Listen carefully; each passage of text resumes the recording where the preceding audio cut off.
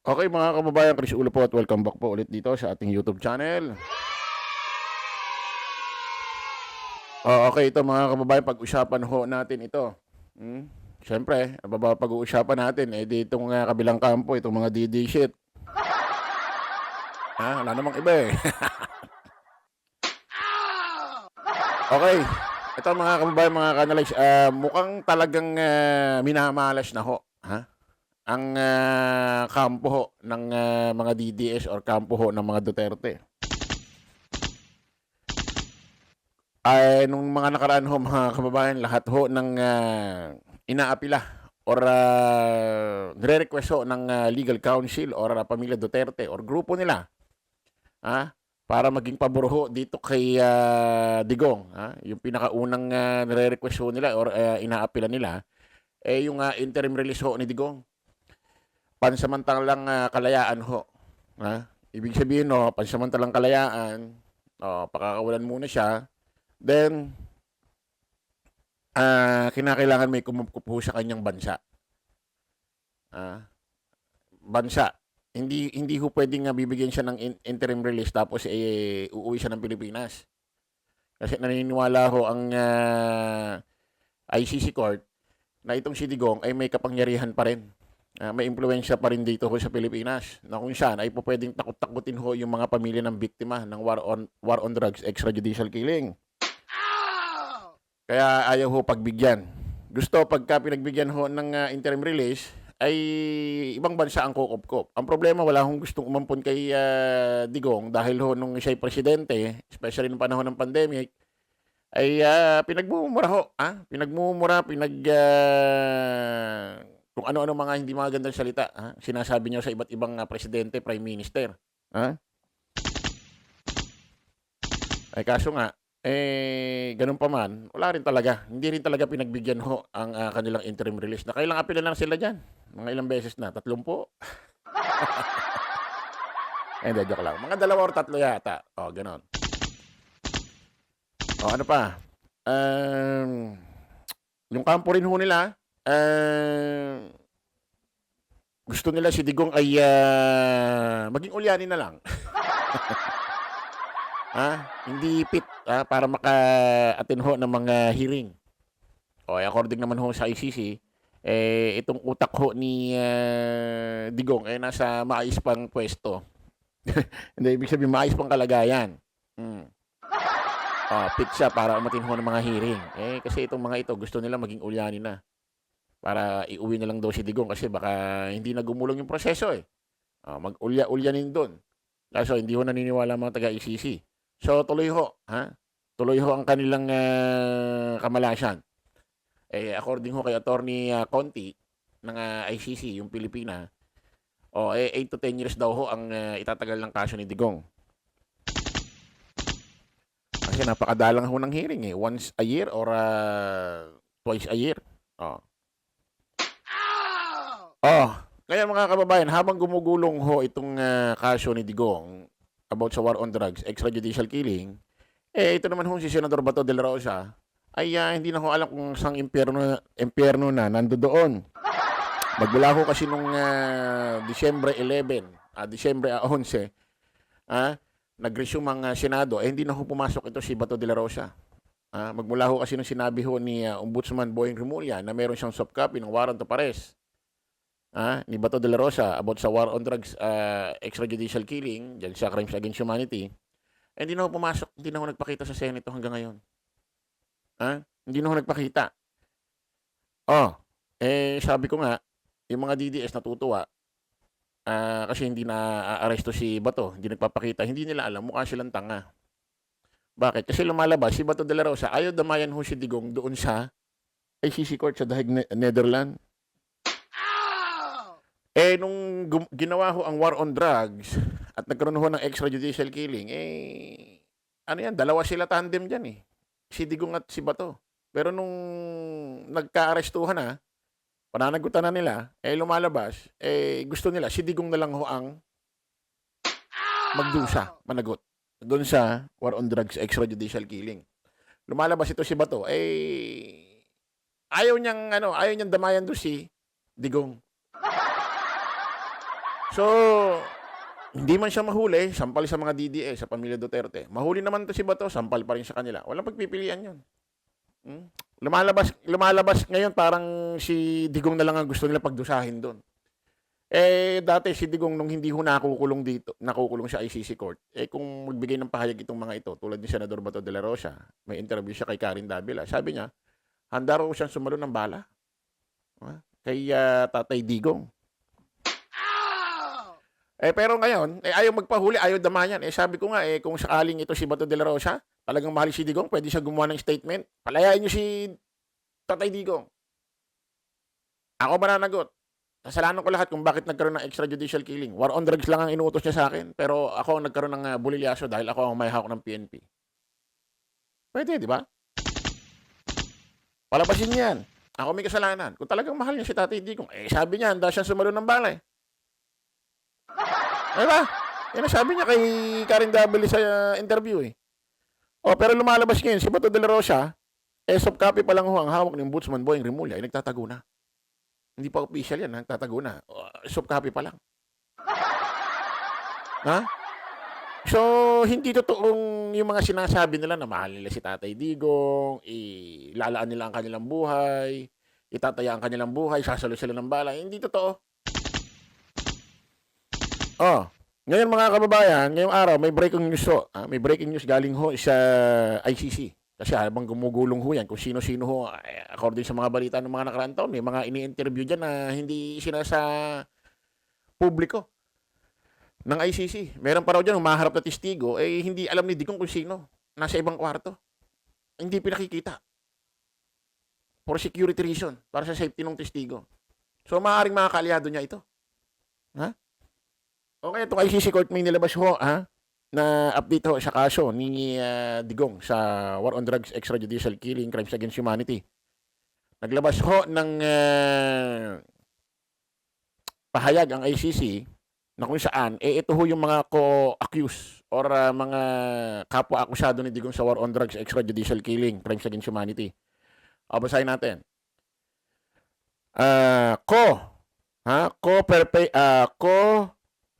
Perpetrate, nabubulol ako ulitin natin. Take two.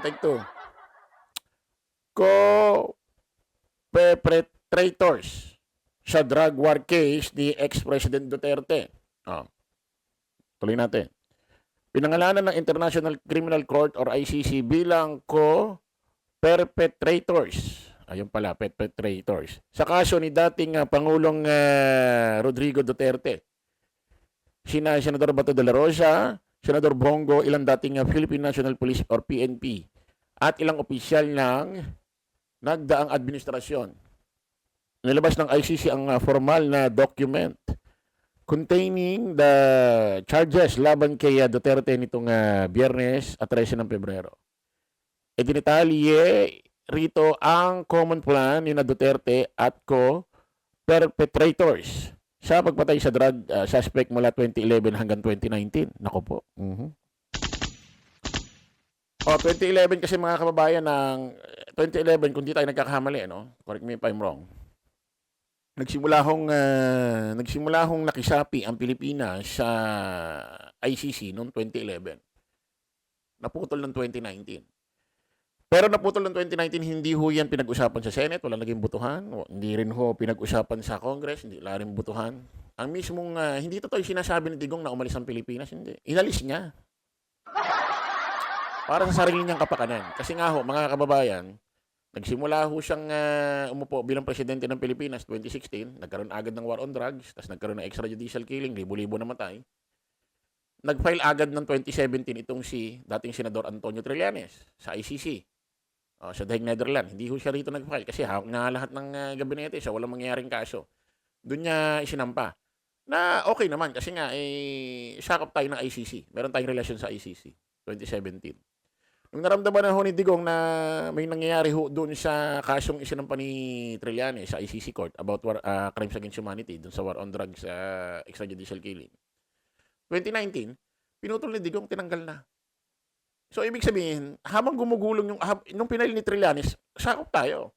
Nung gumugulong yung kaso, sakop tayo. Pero nung nalalaman niya, nababalitaan niya na may nangyayari na at nalalagay na siya sa alanganin, pinutol niya ang relasyon natin sa ICC. Hindi ho Pilipinas ang umalis.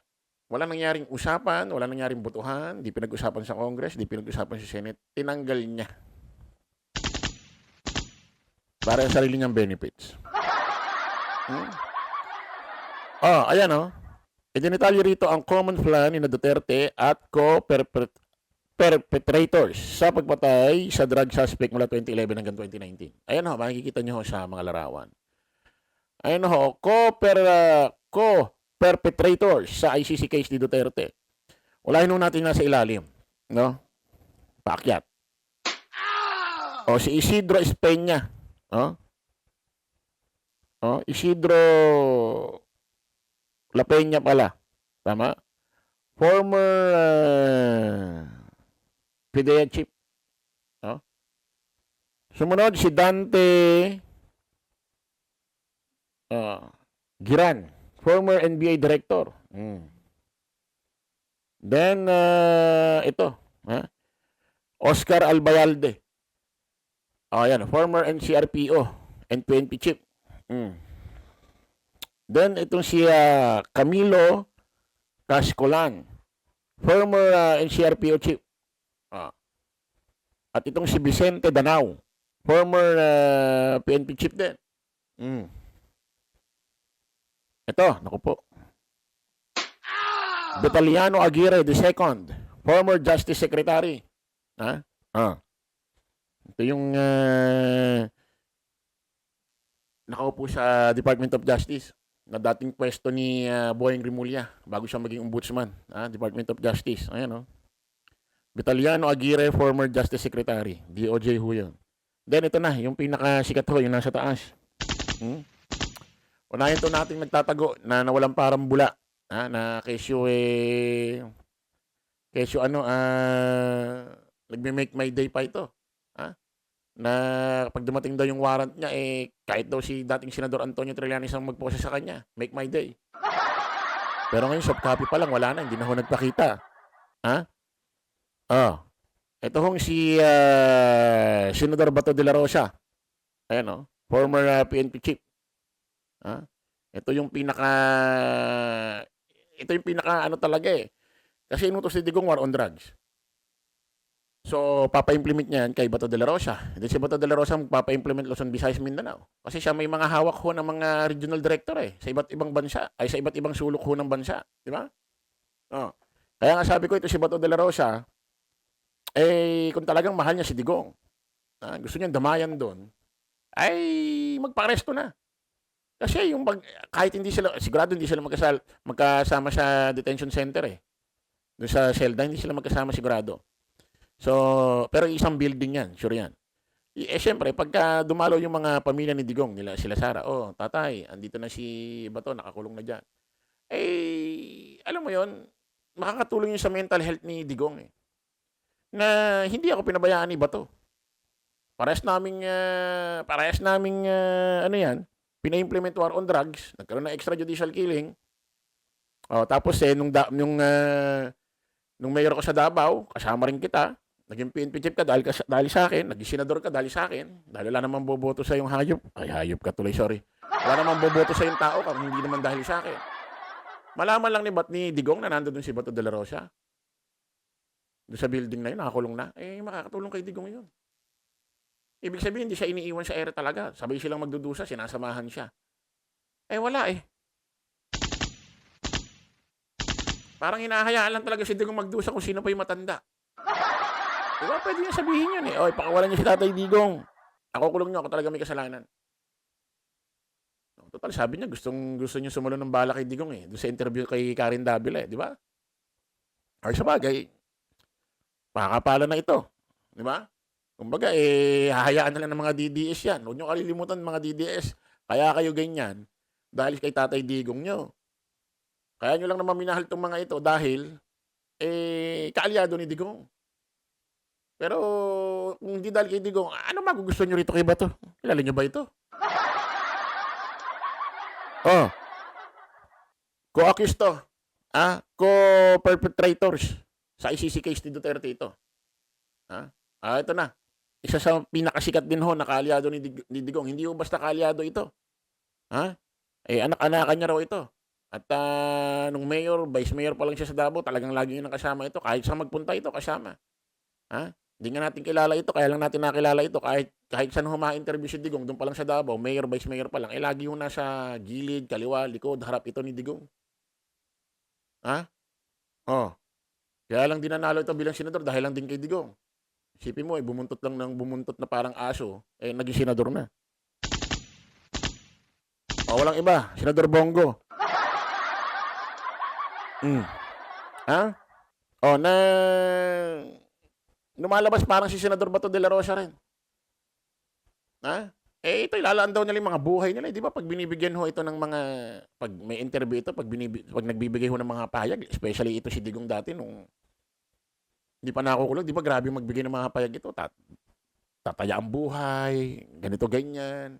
Hindi iwanan si Tatay Digong, kesyo ganyan.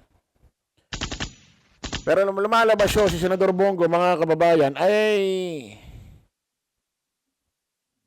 parang ayaw niya rin na makulong, ayaw niya rin magdusa.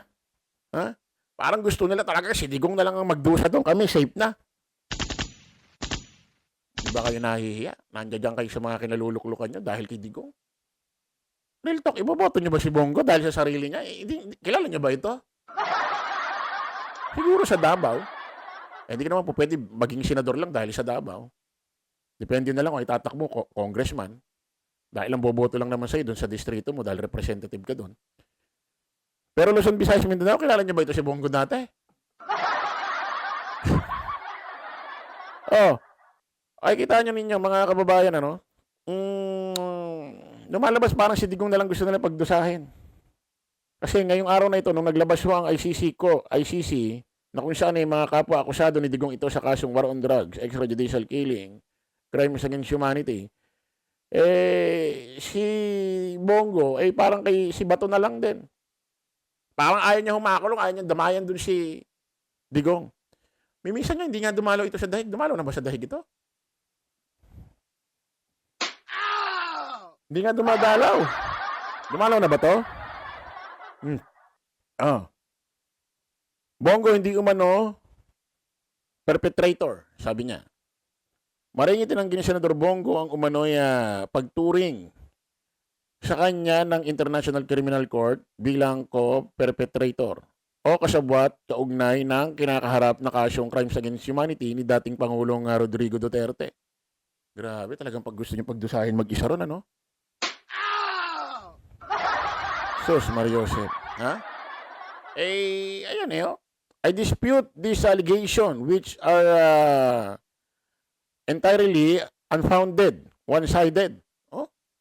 Unfair. Biro mo, unfair pa.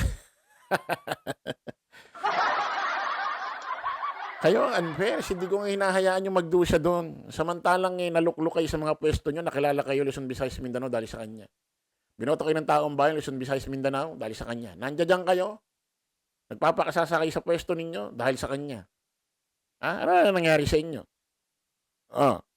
Unfair and burner relation to the reality on my rules and responsibilities during my service as Special Assistant to the President from June 16 to October 18. Ito ho yun mga kababayan yung hindi pa siya senador pero binigyan ho siya ng pwesto ni Digong sa Malacanang. Executive Assistant. Sipin mo, may Executive Assistant palang posisyon, no? Kahit walang ganyang posisyon, binigyan siya. Mga nag-invento. Executive Assistant to the Mayor of Davao City from 1998 to 2016. Meron din 1998 to 2016. So, ang tagal nila. Magkasama ni Digong. Sa adang senador ng isang pahayag. I will not allow this baseless. Kumbaga, wala raw basihan ito. Paano mo nasabing walang basihan ito? Baka hindi nyo masabi, si Digong na nga mismo naglalaglag sa inyo. Alam nyo ba nangyayari doon? Alam nyo ba mga sinasabi ni Digong doon sa korte? Alam nyo ba ang kung sino mga tumitistigo doon? May mga tumitistigo nga doon nasa kabilang kwarto habang naghihiring. Hindi rin ho alam ni Digong. I will not allow this baseless accusation to distract me from my responsibilities as duly elected senator as the Republic, dagdag pa niya. Inilabas ang document containing changes nitong February 13 kung saan idinitalye ng common plan. Ang common plan ni na Duterte at co-perpetrators sa pagpatay sa drug suspect mula 2011 hanggang 2019. Ayan ho mga kababayan ha. Ayan pa sabi niya, let me be clear. At no time did I have any involvement in a knowledge of authority over this allegation. So, anong gagawin natin? Ano mga didis, natutuwa ba kayo sa balitang ito? Ha? Natutuwa ba kayo sa mga ganito na para bang lumalabas si Bongo at Bato de la Rosa parang ayaw nilang damayan si Digong doon. Ha? Ayaw nilang damayan. Sabi ko nga, kung handa kayong mamatay, katulad nga ni Bato, handa siyang sumalo ng bala. Handa siyang sumalo ng bala. Sabi ko nga sa inyo, sige, palayain niyo si Digong dyan, ako magdudusa, ako kulong niyo. Wala Ha? Wala na. Ano na? Ano, sa tingin niyo, yung ganito, mahal nila si Tatay Digong nila? Ha? Ay, masasabi niyo. Ano, okay sa inyo to?